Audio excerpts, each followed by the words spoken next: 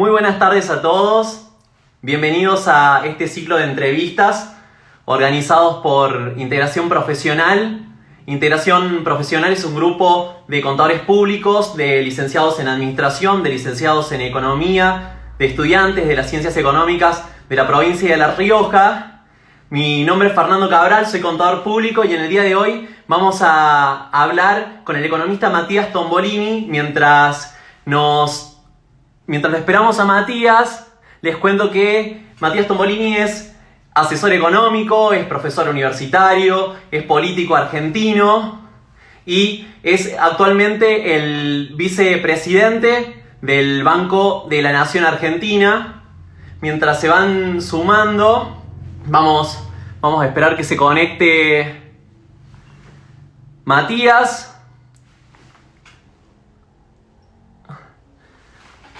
Muchas gracias a todos los que se empiezan a sumar de a poquito.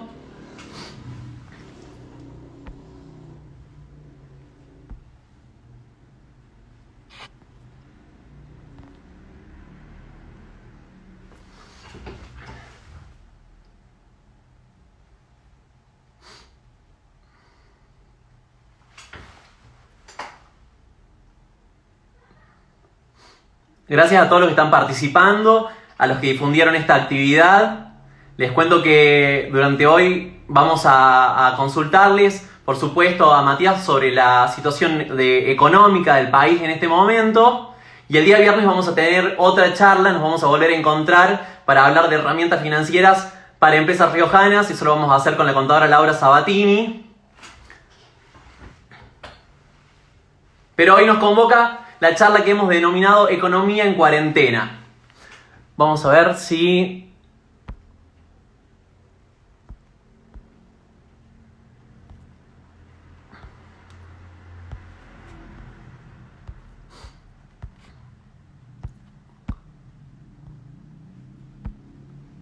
se suma. A ver.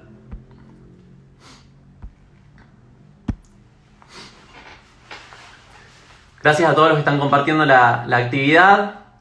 Veo a la gente de graduados de la UNLAR que estuvieron difundiendo, a sociales.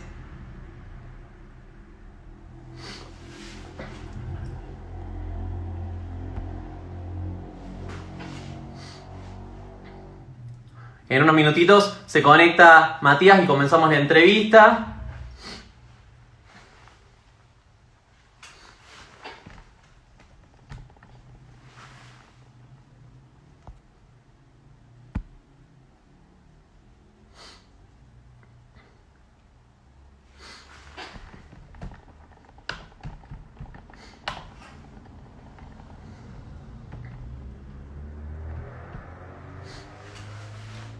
A ver.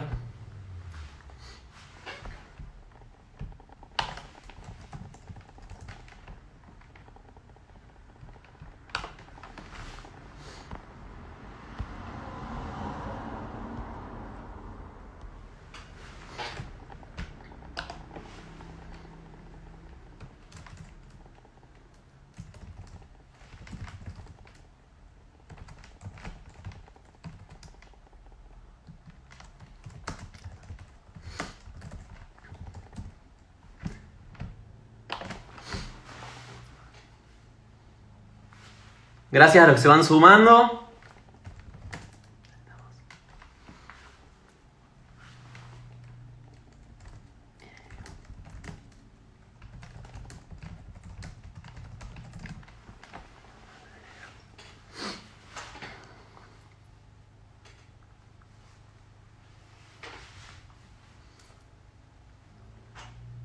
Veo varios colegas que ya están conectados también.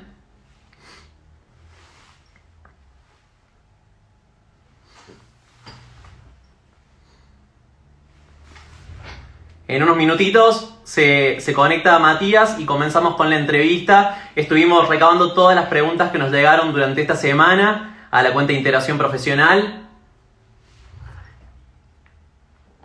Así que en unos minutitos se las vamos a hacer.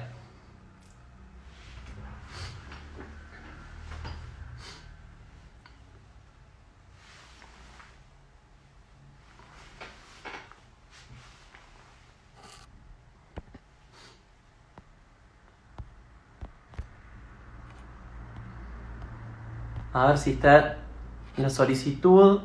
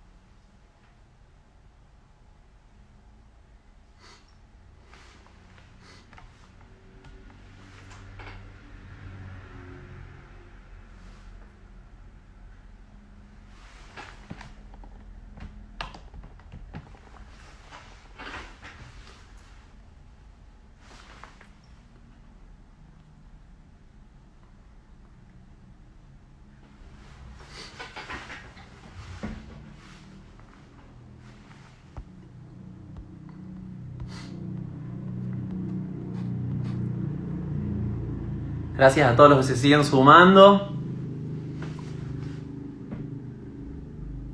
En unos minutitos se conecta Matías. Ahí lo estoy viendo. Ya está conectado.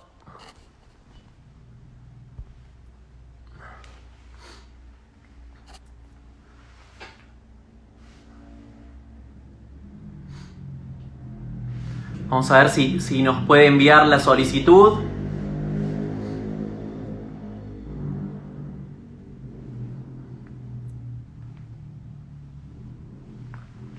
Para que podamos empezar con esta entrevista.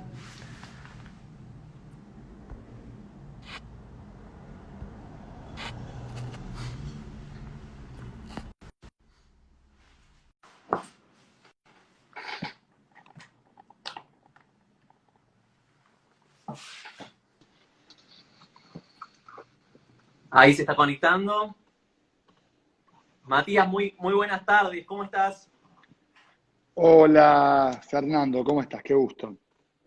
Muy bien, muy bien. Muchísimas gracias por tu tiempo y la predisposición para participar de esta charla que hemos denominado Economía en Cuarentena. Y precisamente te quiero consultar sobre cuál es tu perspectiva, cómo percibís la situación argentina actual y si podemos hablar de un panorama alentador o no en el corto plazo. La verdad es que la situación actual, disculpa, es una situación sumamente preocupante, por un conjunto de factores, por un conjunto de elementos. Yo te diría, en la Argentina, igual que en el resto del mundo, estamos viviendo una crisis económica que no depende de la economía. Es decir, es una crisis económica generada por un factor preeconómico que tiene que ver con la salud, con la voluntad de preservar la vida humana. Y entonces esto tiene características bastante únicas. Te diría, es un momento que nos toca vivir, Fernando, único en nuestro ciclo vital. Muy difícil que lo hayamos vivido, muy difícil que lo vayamos a vivir en el futuro, porque no hay vacuna, porque no hay remedios para curar justamente esta enfermedad. Y por lo tanto, el distanciamiento social aparece como la única estrategia posible que los países con distinto nivel de dureza van implementando, y eso significa que cuando vos hablas de distanciamiento social, lo que te genera es que demanda y oferta se te cerraron a la vez. Los americanos lo llaman un sudden stop, una parada brusca. Yo siempre digo que si uno quisiera entender lo que pasa, para entender demanda y oferta cerradas a la vez, pensemos en el mercado de, no sé, las peluquerías. Eh, eh, la demanda, a ver, ¿quién un corte de pelo demanda, pero hoy no tenés ni ganas, ni plata, ni te puedes ir a cortar el pelo porque no puedes circular? Y además, si tuvieras ganas, plata y chance de ir a cortarte el pelo, la peluquería estaría cerrada. Entonces, demanda y oferta cerradas a la vez generan destrucción de valor, Fernando. Esto quiere decir una economía global en donde el peluquero, cuando abra, no va a cortar todas las cabezas que no cortó cuando estuvo cerrado. El pizzero, cuando abre el bar, la pizzería no va a vender las pizzas que no vendió, el cine no va a vender los tickets que no vendió. Y eso genera una caída justamente en el producto, una contracción económica que no tiene precedentes. Y en la Argentina se va a solapar justamente con una contracción económica que ya venía sucediendo, producto justamente de lo que se heredó, que era una economía que estuvo en recesión desde el 2018, pero aparte que cursó 3 de los últimos 4 años en recesión.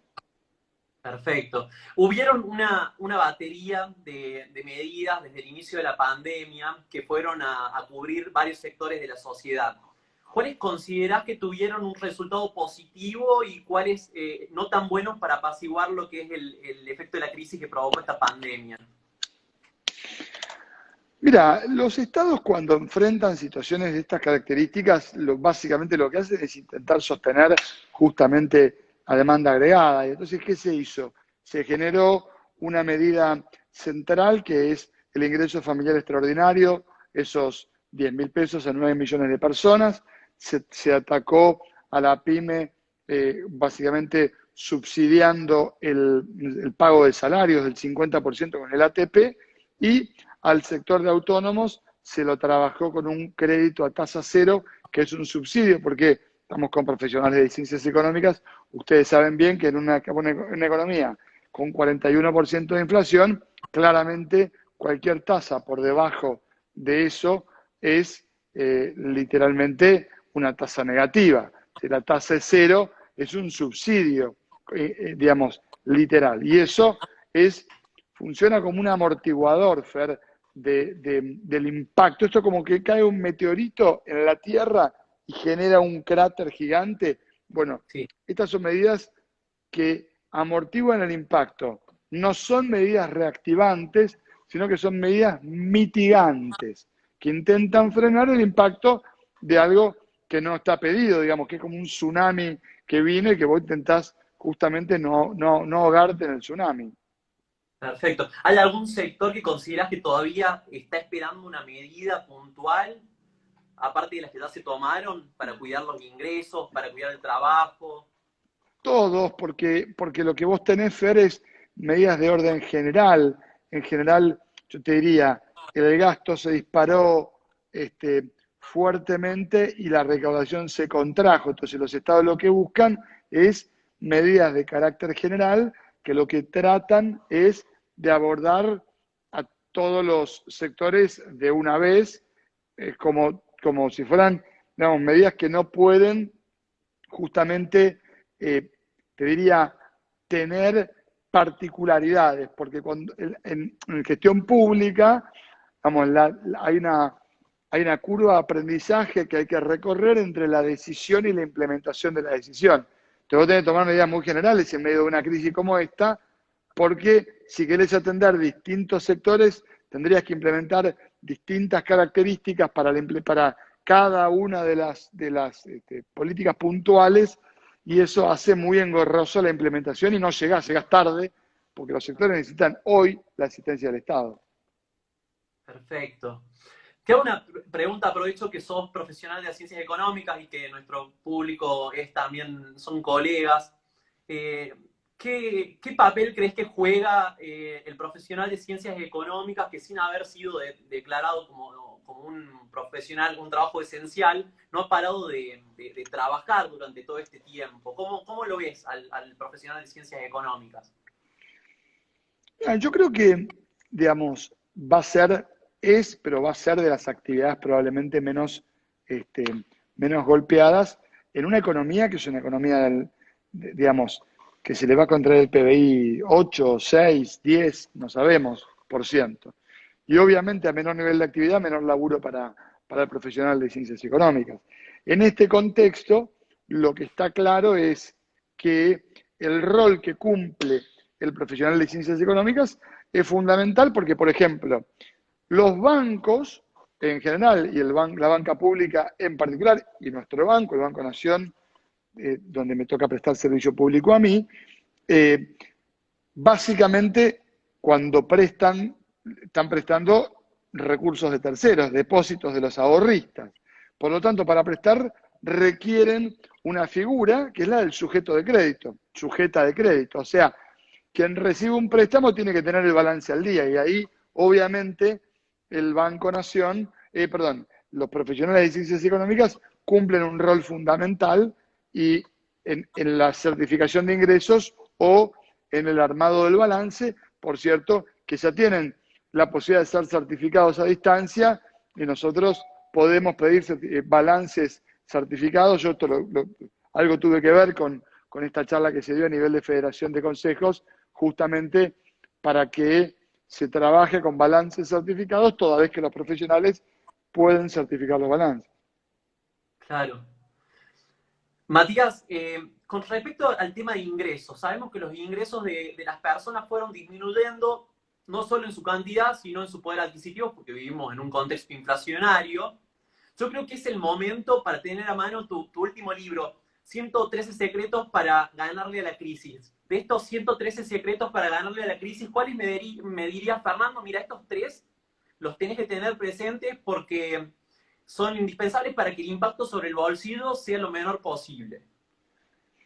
A mí me parece que en el tiempo que nos toca vivir en este mundo de ciencia ficción que estamos transitando, es fundamental cómo gestionamos la información. Es decir, está claro que hay una enorme asimetría en la gestión de la información entre consumidores y oferentes. Es decir, cuando vas a un supermercado, la información que las marcas tienen de vos es mucho más que la que vos tenés de las marcas.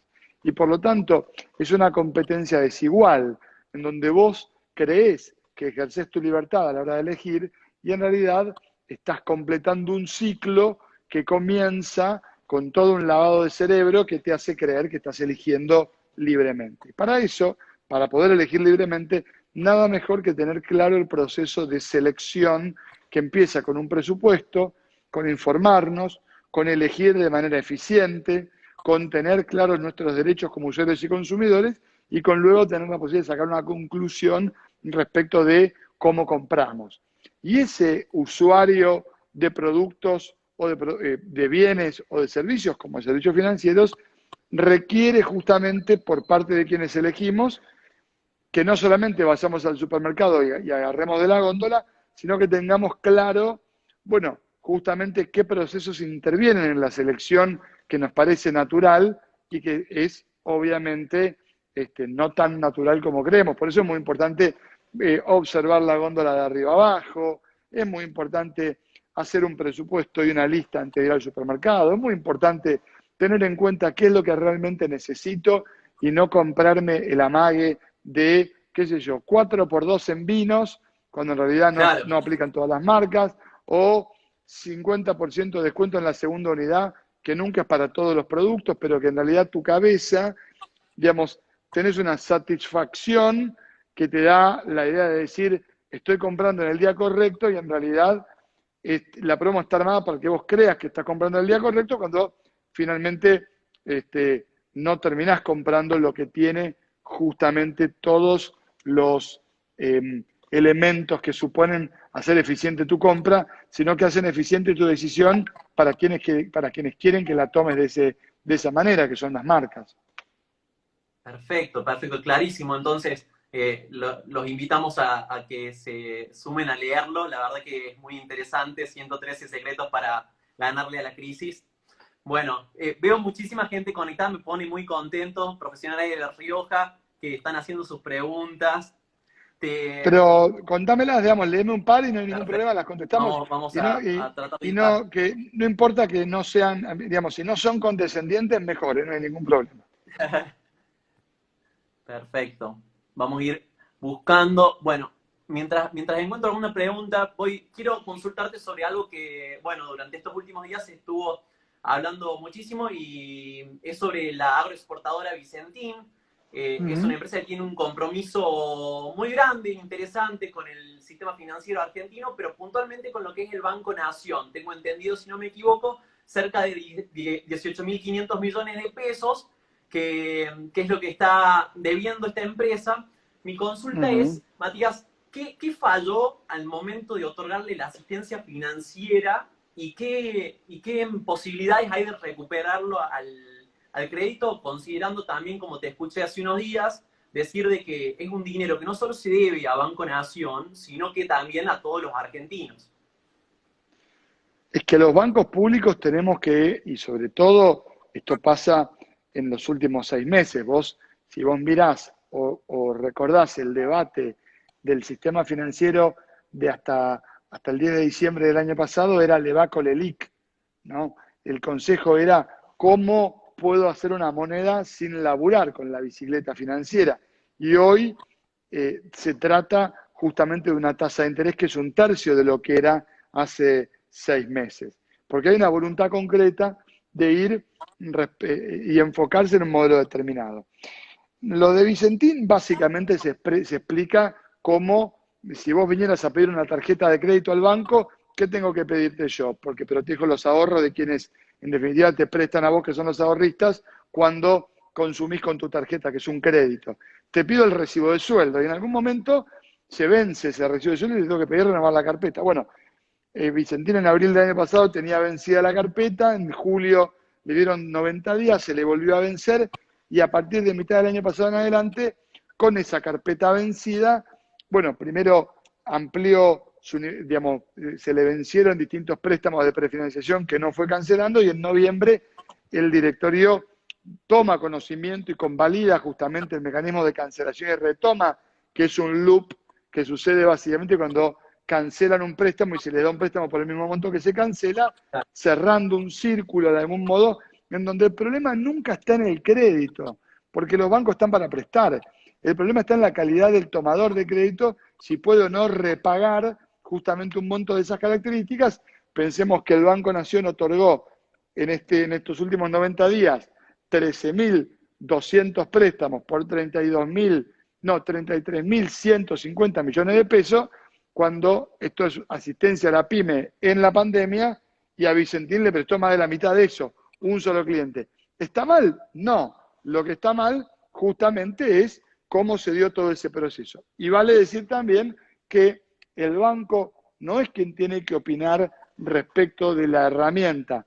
Yo lo que digo es, nosotros tenemos que concentrarnos en recuperar ese crédito, porque ese crédito tiene que volver al banco en la forma que sea para mejorar el patrimonio del banco, para aumentar la capacidad prestable. Un banco que le giró a la nación dividendos durante 2 de los 4 años por lo menos, y cuyo patrimonio se achicó fuertemente en los últimos 4 años, justamente producto de una manera de funcionar que no era la de atender las necesidades de la pyme, sino que atendían, digamos, como rueda de auxilio de un modelo en donde el Nación se complementaba con el Banco Central y le funcionaba como la rueda de auxilio para que le cierre un esquema de financiarización que lo peor es que no funcionó.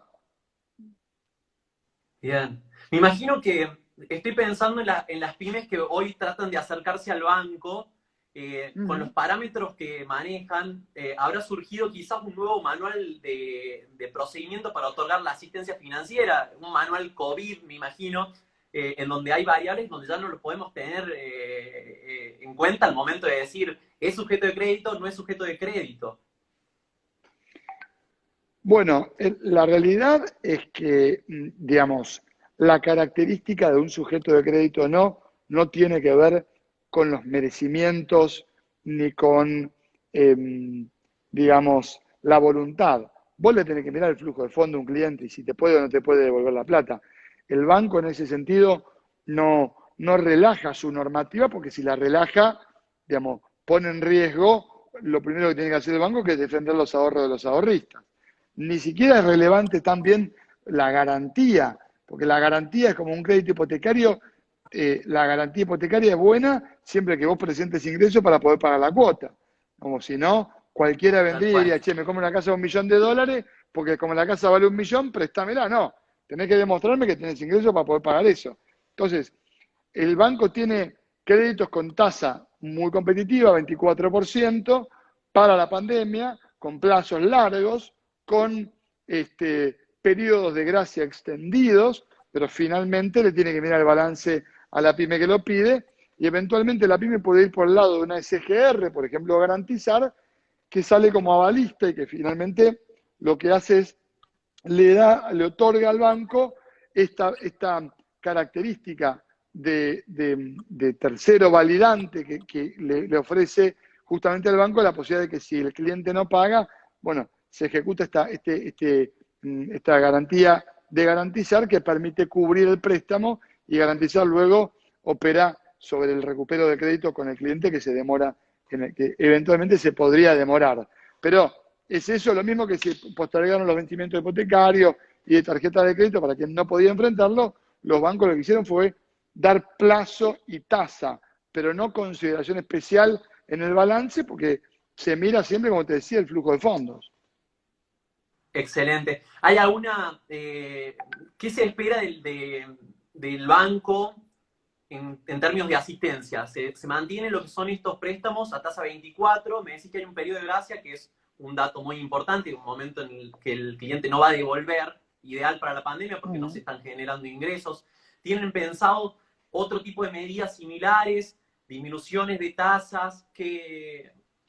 ¿Cuál es la próxima Bueno, acción? el banco tiene un conjunto de líneas, la mayoría de ellas al 24% a tasa fija, para lo que tiene que ver con la asistencia para los créditos en la pandemia, que son por ejemplo, para contadores, hay un crédito del 24% a 3 años que pueden aplicar, que es para paquete tecnológico de transformación productiva, teletrabajo, en donde podés comprarte desde la computadora hasta el software contable, de liquidación de haberes, de gestión comercial, y eso tiene hasta 3 millones de pesos, una tasa de 24 puntos, fija 3 años, hay que ser cliente del banco, por supuesto, cliente integral, es decir, cliente con cuenta corriente calificado. Y ahí tenés un préstamo, por ejemplo, de las líneas que aparecen como las que el banco tiene a disposición, en donde la tasa navega muy por debajo de lo que es la inflación esperada y por lo tanto obviamente es una tasa como el crédito de pago de haberes también, pero en este caso a 12 meses al 24% para el pago total de la nómina del 931, aunque algunos empleados no cobren sus haberes en el Banco Nación, el banco te presta justamente con ese destino. Excelente, o sea, el destino puede ser tanto para capital de trabajo, cubrimos la urgencia del sueldo ahora, pero también puedo Tele, buscar lo que es inversión, no, como me decías. vos tenés, está bueno eso. A ver, no hay créditos para inversión o no están vigentes hoy, estamos trabajando en el desarrollo de nuevas líneas. Lo que vos tenés es una voluntad concreta del presidente del banco, que se llama Eduardo Hecker, que sabe mucho de bancos, por suerte, en donde lo que se apunta es capital de trabajo para teletrabajo. Esto es todo lo que tenga que ver con software y hardware para poder trabajar a distancia. O en persona, pero que tenga una pata de laburo a distancia. Y por otra parte, tenés que lo podés tomar combinado con financiamiento para el pago de haberes. Son dos líneas distintas, con dos plazos distintos, con destinos distintos, ¿verdad? No para Perfecto. inversión. Bueno, excelente, la verdad que te agradezco el tiempo, ha sido clarísimo, hemos tratado de resumir la mayor de las preguntas que hemos recibido durante estos días. Nuevamente, en nombre del equipo de integración profesional que organizó este ciclo de charlas, te lo agradezco a vos, a tu equipo, a Federico que nos contactó, y esperamos tenerte por La Rioja cuando todo esto pase. Así que aprovecho para saludarte y mandarte un gran abrazo. Y bueno, y si quieres decir algo más que nos quieras agregar antes de finalizar para la gente que nos está siguiendo. Fer, bueno, y a Integración Profesional, muchas gracias por la oportunidad.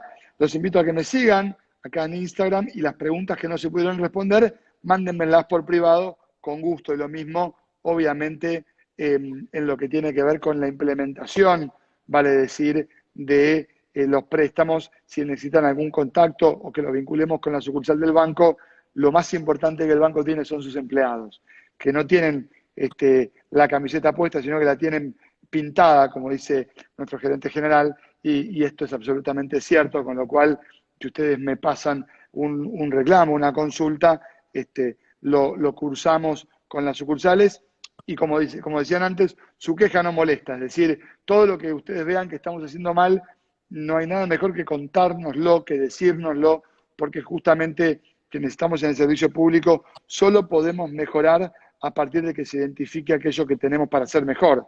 y eso surge a través de la crítica. Así que muchísimas gracias, que tengan una excelente tarde y ojalá pronto podamos pasar del mundo de los codazos al mundo de los abrazos. Ojalá que sí. Un abrazo, que estés muy bien. Muchísimas gracias, Matías. Chau, muchas gracias.